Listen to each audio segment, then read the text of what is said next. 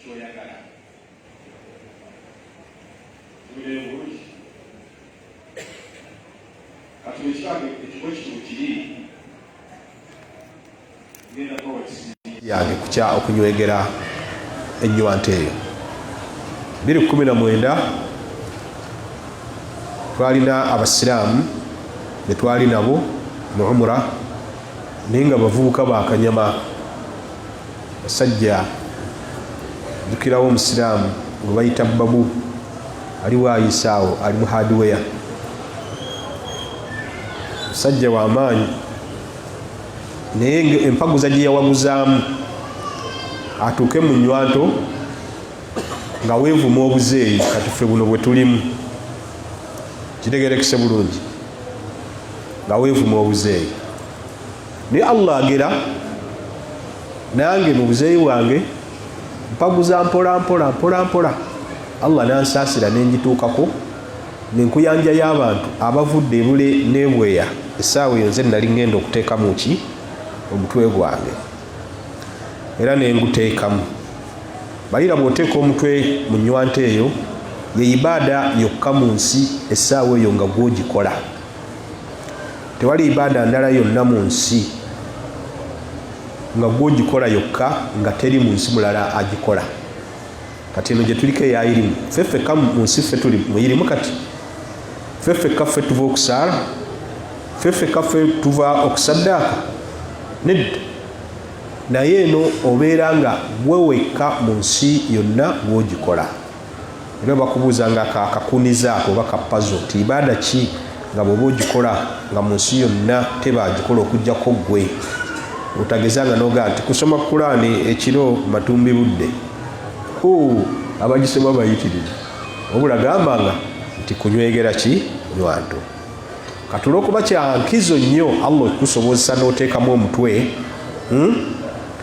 tosaba era sabanga bya bbeeyi nasaba Allah kumpajjana bino ebyemmaali nabyerabira naye ngenda kubategeeza we nabijjukirira kati mbavaayo bwe nti ate abantu ne bakola ki bonna ne bagwa emabega eno kuba wabaawo akavuyo k'amaanyi naye nsigalawo bwobu paka omusirikale byaŋŋamba taali amakulu nkomewo okiraba bulungi wallahi nenkomawo nenginywegera mu umura emu emirundi egi ebiri era nkyebaliza Allah awo nasabira ku maali kati Allah ayinza okuga nti emaali nno eyinza okuyisa obubi sijja gikuwa kubanga sinnagirabanga bwe nali ngisuubira ate nsima Allah kyasazeewo naye ate era sinzaga nti nkyali kyekimu nga bwe nakola ki bwe nali osanga Allah awo wakyayagadde naye almuhimu ejjinja eryo mu butuufu bw'oba okozeseza bwongo bwa bulya mmere oyinza okugaana oddissaamu omutwe mulabira ddala nga bali ba Peter ba Pawulo abasinza amaki amayinja era Umaru radiyallahu anhu kyeyava alituukako naye n'atagaana ddinyweegera wabula n'asika ekigamba nti inni la a'lam mazima nze nkimanyidde ddala annaka hajarun nti gw'oli jjinja la tadurru wala tanfa tokosa togasa walawula anni ra'aytu rasulallahi yuqabbiluk singa saalaba mbaka wa Allah ng'akuyingizaamu omutwe ma qabbaltu kasaali kuyingizaamu gwange kati Umaru naye wano yakontana wakati wa amagezi agage ag'obulya mmere n'eddiini naye bambi n'asoosowaza kyaki n'asoosowaza kya ddiini kitegerekese bulungi wabula eddiini tekontana n'amagezi ekyo ngenda kiddamu eddiini tekontana n'amagezi newankubadde bwe byemulabye tebikontanye n'amagezi wabula ffe tutabitegedde nga kembagiddeyo akatono nti osanga Allah ombaka yatugaana okusiimuula wansi w'engatto wakuba wabaayo obukyafu tusiimule kungulu kyo si kyamagezi kati oli oga nti eddiini ekontana n'amagezi kyali kiwa makulu gagamba nga Ali kyeyagamba singa eddiini yali etambula n'amagezi oba nandaba za buntu yali ategeeza kyosoosa okulaba naye nga munda biba tibikontana era Imam Ibn Taymiyyah rahimahullahu ta'ala alina ekitabo kyeyawandiika kyannyumiranga nnyo okusoma bakiyita daru at-ta'arudi baina al-aqli wan-naqli okugirawo ddala okukontana wakati w'amagezi n'ebyawandiikibwa. Bakiyitaani daru at-ta'arudi baina al-aqli wan-naqli. Mwana wattu yazzaayo ebigambo by'abaphilosophers, alfalasifa, abo abakozesa logic, abakozesa amagezi ag'obwongo, ag'obulya mmere, ag'obuntu, mu kulaga nti baali balaga nti bikontana n'eddiini. Yagenda wala mu kitabo ekyo era nkubiriza abawaalimu okisoma, naye nga kitabo kinene ate bw'oba ogenda kisoma oteekwa okuba nga tokooye mu bwongo, kuba Ibn Taymiyyah yakozesa olulimi ne reasoning nga yakika kya waggulu. Kakati amagezi olumu gakaluubirirwa kutegeera bya Allah naye nga tewabaawo kontana. Waliwo enjawulo wakati w'okuba nti ekintu kaluubiriddwa kitegeera ne wakati w'ogamba nti kikontanye ne kino. Si bwe kiri? Atyo nyinza okuwa ekyokulabirako nti lwaki Allah oba omubaka we baatukkiriza tulye akataago, tulye ekibumba so nga bibaamu omusaayi, naye ate guno nga tusaze ekisolo oba ekinyonyi n'atugaana okugulembeka tugufumbe. Obwongo bwo buyinza okukaluubirirwa okwawula wakati wa byombi, n'olemererwa n'oga nti naye obusiraamu bwaliganye ekibumba nakataago mu kulaba kwange, kubanga omusaayi oguli mu kataago ne mu kibumba mungi okusinga ne guno, gukutte nannyo n'okusinga guno gwe tusaze ne gufuuwa okuva mu kisolo oba mu kinyonyi. Kati kikaluubiriza kutegeera. Kitegeerekese bulungi? Kikaluubiriza kutegeera. Naye ate bw'oba ng'osazeewo kitegeera oyinza okugamba nti guno ogw'ekibumba ne guno ogwaki ogw'akataago Allah yennyini aba agusengejje, aba amaze okugusengejja ng'aguggyeemu obutwa. Naye ate guno ogufuuwa nga tusaze ebisolo oba ebinyonyi teguba muki, teguba musengejje. Nebikolera awo enjawulo. Katoyinza ga nti eddiini ekontana n'amagezi, kuba amagezi gakugambye tolya musaayi, naddala guno ogufujja ng'osaze ekisolo, naye ate ne bukugamba oli akataago, n'olwekyo bukontana n'amagezi. Nedda bw'oba olemereddwa okukola ki? Okitegeera. Ekibanga bwe kiti bwe kiri, era nga hadithi nzikomezzaawo, nayagadde bagamba nti hadithi zenjagala obbasomera zirina akakwate ne zakatul fitiri mu mmere. Lwaki? Ebyo byombi bitulaze tiwoosangiranga obwongo bwo n'ebyawandiikibwa mu Qur'ani ne hadithi nga bikontanye kungulu, soosowazanga kya Qur'ani na hadithi, kuba munda biba tebikoze eki? Tebikontanye. Oba okaluubiriddwa bukaluubirirwa kubitegeera na kubitabaganya, naye nga munda biba bikola ki? Bikwatagana. Kibuddeyo bulungi? Barakallahu fikum.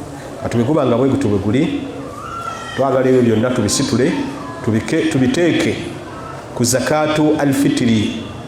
Zaka eno gye tugenda okuwa tugitandika ebula ennaku nga 2 n'ekoma nga tumaze okusala Idi. Kasita tumala okusala Idi, zakatul fitiri eba ekoze eki? Eba ekomye. Agireeta oluvannyuma eba saddaaka ya bulijjo. Okuggyako embeera yannaakola ntya? Twagitadde mu mmotoka tugende tugigabira abasiraamu nga tetunnasaala, mmotoka neefa neeseerera n'ebifaanaganako bwe bityo, tugenza ogituusa nga bamaze okusaala. Allah tatukaka, kiri waggulu wa busobozi bwaffe, eyajja gibalanga zakatul fitiri. Kibanga wagula ensolo yo ogisala dhuhiya, ate oluvannyuma lwa Idi ne wayita ennaku 3 ba tetukyasaze, naye ensolo yo nejjeebula. Ensolo yo bwebula n'ogirabira mu nnaku nga 10, okkirizibwa ogisiba ogisala. Barakallahu fikum, tewali buzibu bwonna. Pusi mugireke, mugireke terina buzibu. Kale madde nsi nabbi kiyaga nti innahu min at-tawafina alaykum, ne bwenywanga mu mazzi gammwe nga batigakyafuwadde, kubanga eri mu bitonde ebyetooloolera ennyo we mubeera. Nze nnaaka ewange kazadde obwana 3 nesimanyi bwe ngenda bulabirira. Waba ayagalayo kamu nja kamutera mu kasero nkamuleetera insha Allah. ebiro tetugaana kuwanika mukono ndowooze nti kibuuzo kumbe nga ki pusi gyoyagala nyajjirete ndi serious. Naam, bwetudda ku mulamwa Allah tabaraka wa taala ng'ayisa ku nabbi we sallallahu alaihi wasallam yatugamba tuwe zakatul fitiri mu mmere, era saagala kuleeta bujulizi bwa mmere naki baseka babasomedde bungi, naye tugezaako nnyo okukozesa obwongo obw'obuntu nga tugamba ffe tutunulire mulamwa ti omulamwa kukola ki kuyamba banaku. Kati bwe mba muwadde ssente mba simuyambye. Era eggulo we twasaalidde ejjuma imaamu yakisomesezza nti bannange temulina kuwa ssente muwe emmere. Oluvannyuma lw'okusaala omusiraamu n'antuukirira mukwano gwammwe nga okulaba kwagamba nti naye omulamwa kuyamba baki bakateyamba, era ne guno omusomo nja gumuweerezaako inshallah. Omulamwa kuyamba bakateyamba. Kati oli bw'abanga akuwadde ssente bwe n'ogulamu byoyagala oyinza okuba si mmere gyoyagala. Bw'oba ono akuwadde abatatuukiriza kibadde kimukakatako. Kati olw'okuba muntu wamuffe kyandaze nti abantu lumu tuyinza okukiraba nti kituufu okuva ku bujulizi obuliwo ne twagala okweyambisa endaba ezaffe kungulu nga tulaba nti zikwataganira ddala ne sharia ng'ate munda ziba zikola ki zeekuba ndobo. Kambaweeko ebika by'emmere Allah engeri yagenda abikyusakyusa. Tugenda kutandikira ku aqiika. Aqiika mwewala ogiyita okwalula abaana kuba ekigambo okwalula kya shiriki. Kyaki kya shiriki. Tukiyita kusalira baki baana. Kati olw'okubanga ekyo kiyitibwa kusalira baana si bwe kiri mu busiraamu, Allah kye yatunuulira kye mulina okukola ku mukolo ogwo kyali eki kimu la ghayr, tiwali kirala. Nva zaali nva, tikuli byakunywa, tikuli mmere, wabula nva zokka. Si bwe guli? Kati omuntu ayinza okugamba sebo imaamu ogenda kusala aqiika nti naye waka tulina ennyama kiraaga 2. Mbadde ngamba sente z'obadde ogenda okugulamu embuzi tuzigulemu mmere, tuzigulemu ki mmere, kubanga already enva zikola ki, enva weeziri. Ekyo n'ogamba bw'oti. Oba owokubiri n'agamba abantu bano bwe tuyita balye bayinza okuba balina bwetaavu bwa ngoye, ajja kulya kumpi hafu ya nnyama siringi nga 7 embuzi ndowooza bwe guli, naye ng'ate yeetaaga olugoye lwa 5000 walimu owino. Lwaki tokwata 5000 n'oziwa abantu nga 30 gye mitwalo 15 egyakabuzi, ogwo nagwo ne guggwa gwe, naye nga gwe nniyayo oli muki mu aqiika. Twagala okubuuza abasiraamu ekyo kiba kisobola okukkirizibwa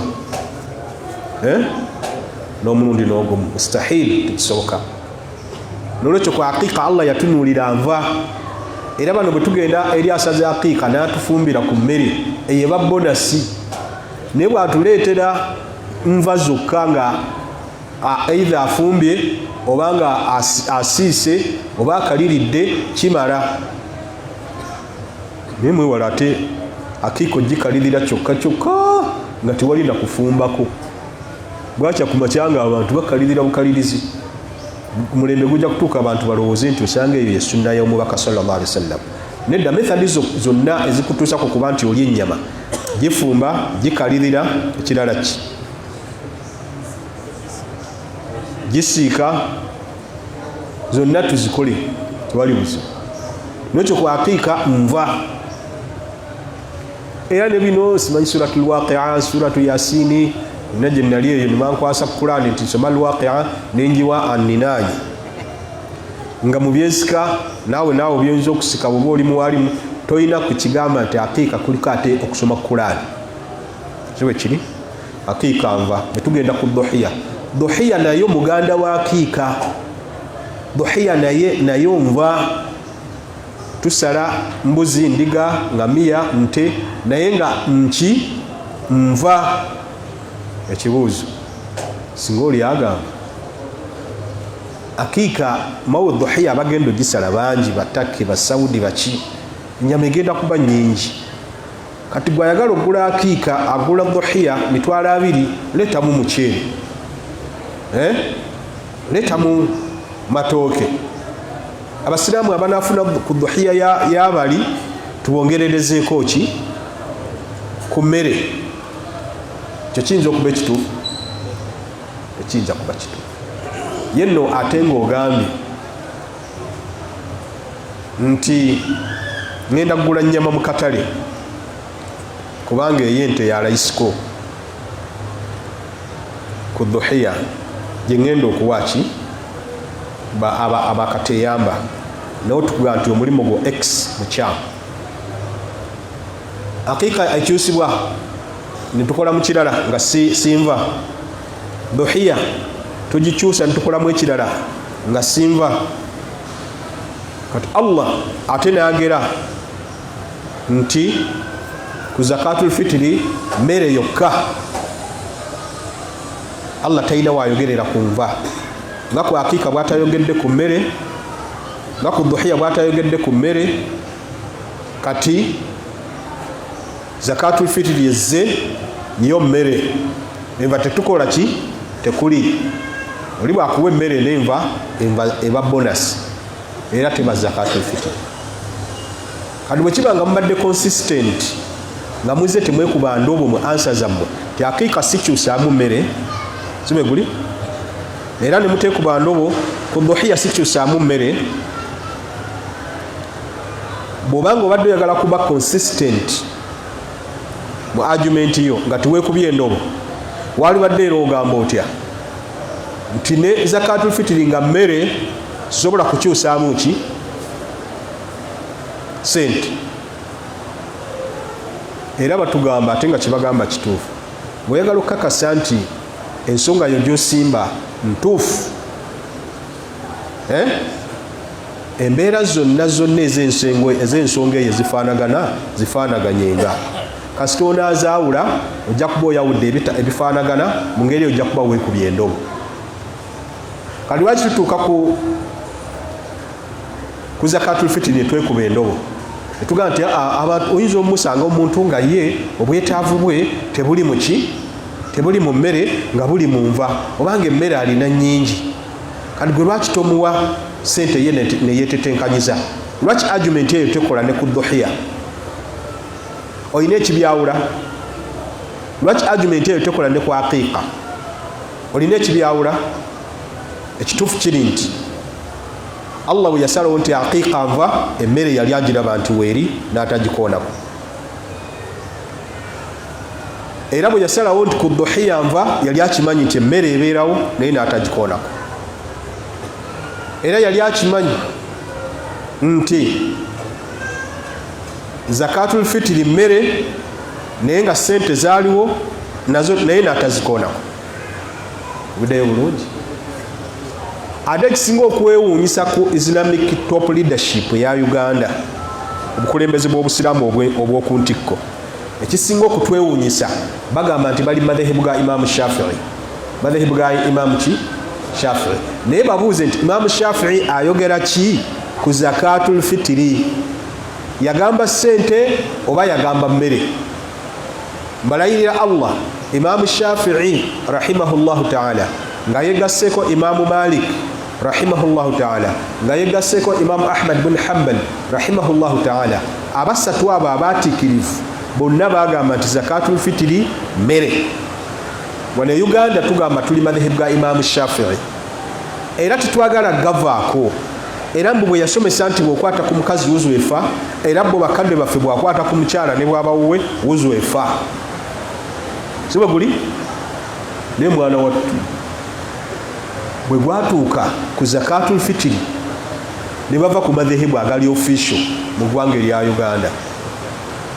Era nze kati ng'akibasomesa naawe awuliriza oba n'andaba. otandika okwebuuza nti lwaki bwe gwatuuka ku zakatul fitiri nga imaamu agobererwa mu Uganda yagamba mmere kyava ku ki bekikwatako bagambe nti ne ssente muleete gaapu eyo saagala gibikkamu bigambo byange kitegerekese bulungi naye geesi eri awo ebiteeberezebwa ebiri awo biyitirivu si bwe guli naye nze sisobola kwogera kino era muzikiti awo waffe wetukolera nnaku nga 3 oli yayimuse n'agamba bonna boolabanga mu zakatul fitiri basaba ssente babbi bekikwatako ng'ennaku nga 3 emabega baali basabye abasiraamu bannanga atasobodde kiki mmere aleete ssente ndowooza nga kiggwayo nti bwe munaaleeta ssente tugule emmere era tugiwe abantu tubawolowoleza kirungi naye omusiraamu yagambye nti babbi bw'obateeka mu kitimba bonna wamu bwotyo n'obabbisa olwo baganda baffe abali ebuwarabu abaweereza Uganda ssente baweereza ssente mu bibiina by'obusiraamu nga African Muslim Agency, Umma Foundation, Munadhamat Da'wa al-Islamiyya, Rabitatul Alam al-Islami, Jamiyat Da'wa Da'wa al-Alamiyya al-Islamiyya ya Libya bakwata ne baweereza ssente kati bo baba n'enniya nti ssente zetuwadde mu kitongole bakuleetedde ssente nga wabaddewo obuzibu bwozitambuza kati nze era myaka nga 3 Allah nsaba nsonyiwe nali nagwe njagala okuweereza zakatul fitiri olaba nti betuwa ssente nga tuli mu hijja they make sure that they slaughter the sacrifices bakakasa nti basaze lisalwa bwe gwali badde ne wane Uganda ne mu nsi yonna omuntu gwe bawadde ssente ku zakatul fitiri agule ki agule emmere buddeyo bulungi ate naasukawaawo sigenda kusukkawo wabula tufunye ekigamba nti idha taarada al-aqlu ma'a an-naqli amagezi bwe bagakontana wano kungulu n'ebyawandiikibwa nuqaddimu al-naqla tusoosowaza ne tukulembeza byawandiikibwa wabula waliwo bannaffe abagamba ti bwe bikontana tusoosowaza kyaki maliriza na kino waliwo bagamba nti Imaamu Abu Hanifa ye yagamba nti osobola okuwa ssente Hassan al-Basri yagamba nti osobola okuwa ssente Abdul Aziz mumuwuliro ya Abdul Aziz yagamba nti osobola okuwa ssente era bamuyita al-Khalifatul Khamis khalifa owokutaano naye eyo si njogera yaffe y'abasunni kuba bakhalifa bannabbi tulina Abubakari, Umaru, Uthman, Ali, Hassan yali owokutaano naye lwaki abashia mmanyi bateekawo nti Abdul Aziz eyajja oluvannyuma ennyo nti khalifa owokutaano bagamba nti kasatu n'ateekawo Hassan nti khalifa owokutaano kijja kuba kitegeeza nti yatongoza bakhalifa abaasooka yatongoza Abubakari n'atongoza Umaru n'atongoza ne Uthman naye argumenti z'omukyamu nga bwemanyi tezikoma mu kkubo baali badde basookera ku kya Ali ne batagamba nti musigire owokuna lwaki bwe kyali badde nti buli lwoli obusigire oba otongozezza baasooka tiwaali wanuuziza Hassan n'omugjawo n'oteekawo Abdul Aziz waali badde osookera ku Ali n'oga tabeeranga ko khalifa wakumeka wakuna kuba singa tukigamba nti yali khalifa kitegeeza yatongoza bali abasatu ate bo abashia be bakola ki ne bakaafuwaza pozi saawa eno nsisi waliwo ankubidde essimu ku makya nanga nti waliwo baganda baffe kino nkyogeza mutima gwa busiraamu era bajja kiwulira babayita ba corporate muslims eyo gurupu nene nnyo walillahi alhamd eri ku Facebook erimuko abasiraamu abasukka 5,000 era bayamba bakateyamba abasibe abanaku n'ebirala bifaanaganako bwe bityo era waliwo ne gwe kikwatako yantuukira lumu nga baagala yasaruna 15,000 bazaali 15,000 naye nga zaakugaba kitegerekese bulungi kitegeeza abasiraamu baffe balungi naye ennaku ezo babadde ne semina nagenza okulaba nga mu be bayise ba guest speakers mulimu amanyiddwa nti mushia naye bwe natunuulidde kyagenda okwogerako nengamba osanga byankulaakulana tufaanaganako bwe bityo naye olwaleero waliwo omuwala ankubidde essimu nangamba semina yagirimu naye omushia oyo bwe yajja nti yalina tayimu ntono mu bye yayogera n'apaaluka n'atuuka ku ky'okuyunga oluganda. Unaaga nti bannange okuyunga oluganda kikulu nnyo, era mu kuyunga oluganda okumanya kikulu mulimu n'okulima ebijja. Era bwe mulima ebijja muba muyunza oluganda mujja kuba muwonya obuzibu. Era mulaba obuzibu abantu bwe balina butayunga luganda ng'olumu bayita mu kulima ebijja. Paka lwe mugambye mbuulira ani oyo yasomesa n'ambuulira erinnya lye. N'ambuulira ki? Erinnya lye. Konze Kayondo gw'oyogerako nti ne mugamba oyo mushia. Oyo mushia. Mu birala tusomese bwe wabaawo obwetaavu, kubanga bw'obulwa ekyokulya oli ekifudde kyokka, nkola ya Busiraamu. Naye kigamba nti etali mbeera efaanaganako bwetyo, adde mu Basiraamu abasomesa ebintu bya shiriki, ekyo kikyamu. Mu kulima ebijja shiriki alimu, bakugamba bwe muba muli baakulima bijja musooka kutumayo omuntu eggulo limu n'alangirira ku bijja, bannange enkya tugenda kujja kulima bijja, naye nga bagamba baki bafu, kitegeeza ategeeza mizimu gyabwe. Era bakinokolayo Abaganda ne bagamba nti kyova okikola bw'otyo lwa nsonga nti emizimu emisana gitambulamu ne gitaayaaya nga gigenze ku mirimu gyagyo. Kati bwe munajja nga timwagitegeezezza ggulo limu, tijijja kumanya bazzukulu balimye ebijja na bataalimye. Mu butamanya nti ono teyalimye oba ono yalimye, giyinza obutabayamba. Kitegeeza omulamu omukulu ogw'okulima ebijja kunoonya buyambi mu mizimu gy'abafu. Ago ge mazima agakaawo. Budde bulungi. Era kyovulaba kuliko emizizo mingi ku kijja, atali wa luli olwo tebamuziikako. Ate ogendeko okowole nti bajjajja ng'ate ono gwe bayita ow'empologoma naye kwali, gwe bayita ow'emmamba naye kwali. N'ekirala, mukamwana talima bijja. Mukamwana talima bijja bya ssezaala we, okuli ssezaala we. Oyo shiriki. Kati we tudda ku mulamwa, bw'osanga ng'ekyeddiini ng'olaba kikontanye neki n'amagezi go kulembeza kyaki. Nabbi bw'akugamba sallallahu alaihi wasallam ti enswera bw'egwa mu kintu oba mazzi ng'oyagadde okuganywa oba caayi, gyennyikiremu ddala, kubanga ekiwawaatiro ekimu kiriko ki eddagala, kirala kiriko obutwa. Gwe toga nti hadha yastahiluhu al-aqli, kina amagezi ag'obuntu tekijja. Kale gamba nti nze siri mwetaavu kukola ki? Kunywa mazzi. Naye ogamba akikoze nti kikyamu nga Nabbi yakikkiriza, olw'okuba olaba mu magezi tekikola ki? Tekijja. Omwana ow'obuwala atannalya bw'afuuyisa mu lugoye lw'oyambadde, bw'oba olwoza okunyera ddala n'onyumunguza. Naye bw'aba wa bulenzi nga ye tannalya, ng'omuwala bw'abadde nti tannalya, ye omansaawo bumansa. Ogamba naye mu magezi ag'obuntu kijja. Bonna tebavaamu musulo. Kati ogw'omuwala gw'omukwafu nnyo oba gw'owunya nnyo, lwaki shariya yabyawula? Gwe tokimanyi. Tokola ki? Tokimanyi. Naayogera ki naaleka ki? Bingi. Lwaki eswala esinga ekitiibwa mu Busiraamu omukyala ali mu nsonga yo tagiriwa, naye ate n'aliwo okusiiba okutali kwa kitiibwa kwenkana ssala? Tobimanyi. Era omukyala bwe yakibuuza Aisha amubuuza aharuriyatun anti, oli mu khawariji w'e Iraq mu kitundu ekiyitibwa Harura, kubanga nabo bayagalanga nnyo okulembeza amagezi ku ki? Ku nsonga z'eddiini.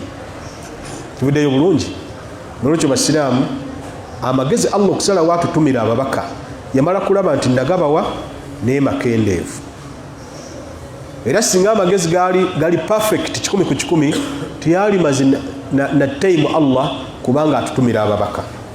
Naye atutumira ababaka olwekyo kiyalaba nti amagezi gaffe waliwo gekijja okulaba nti kituufu ate nga kikyamu, oba reverse.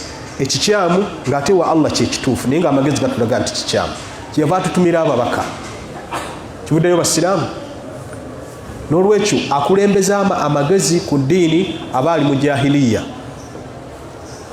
mu jahiliya n'olwekyo ku nsonga ya zakatul fitiri tugamba emmere yaliwo ku mulembe gwa nabbi sallallahu alaihi wasallam ne sente zaaliwo ne obusiraamu ne busalawo nti mmere kyembadde sibagambye zakatul maali eya sente singanga olina sente zo kati bwe tuba tubaze nisaabu ya gold miliyoni ziringa 17 kuba gulamu 85 kati ye nisaabu eya gold ate gulamu gibali ku mitwalo 2 kuloko market wane waffe Uganda miliyoni 17 oba tunaweza miliyoni 17 neziyitako omwaka nga tizikwatiddwako ja kuba kitegeeza tunatuuka kuwa zaka ate silver miliyoni 1.3 emu 3 weziyitako omwaka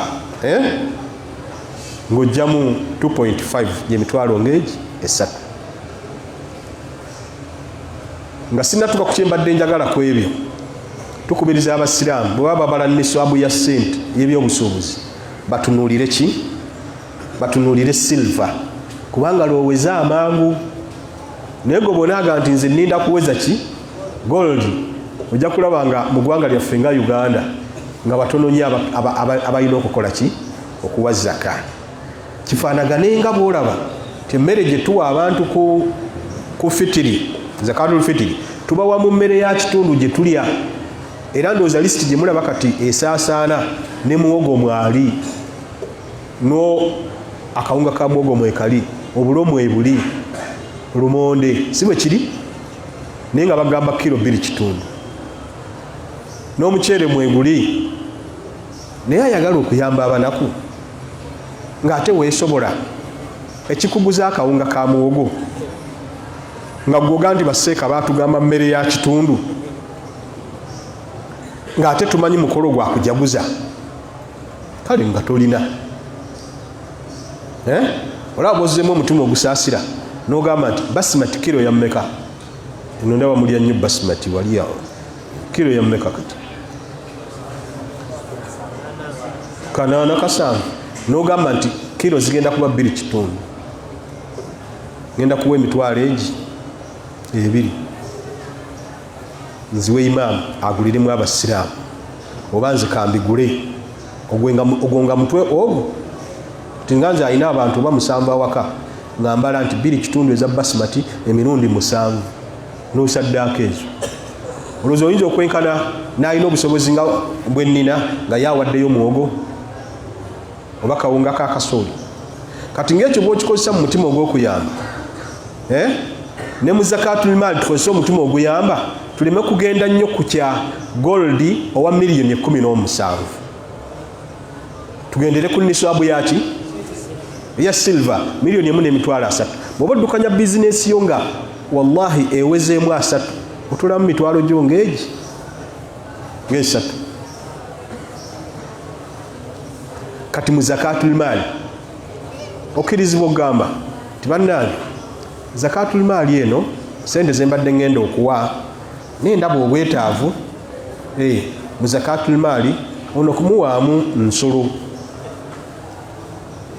oba n'ogamba zaka eno ey'ebisolo nti embuzi 4 oba 39 mpaamu embuzi emu naye ono kyasinga okwetaaga ngoye ulira bw'odoobonkanya sisitimu ya Allah yakugamba mu ekyo ky'oba otoolamu gwate n'oga nti nze ntoola kiri equivalent nga takuwadde eki Allah tiyateekawo nti au oba obola yakuwa kimu lwaki oteekawo Allah kyataateekawo tubuddeyo bulungi kano ngenda kasembera ku zakatul fitiri bagibaleetera mu mmere nemwe ne mugamba ti abeetaavu ng'enkya tugambe enkya yeidi bannange enkya tugenda kugaba zakatul fitiri oluvannyuma lw'okusaala ekyo nabbi yatugamba yeba saddaaka ya bulijjo era kyemuva mulaba kirungi nnyo gwe n'ogiwaayo nga bukyali ne wejjako omusango naye bw'onaagireeta nga idi egenda kuyimirirawo ne bagigaba luvannyuma siga nti Allah tajja kuwaamu mpeera naye saddaaka ya bulijjo. Saddaaka yaki? Saddaaka ya bulijjo. Ate si kalombolombo nti zakaatul fitiri ogitwale wa imaamu, wabula ogitwalayo nga gw'obuliddwa bw'okola ki? Bw'owa. N'ekisookerwako kukola ki? Kugyegabira. Kivuddeyo bulungi? Kale saagala kusukkaawo. Subhanakallahumma bihamdik, ashhadu an la ilaha illa anta astaghfiruka wa atubu ilayk. Assalamu alaikum wa rahmatullahi wa barakatuh.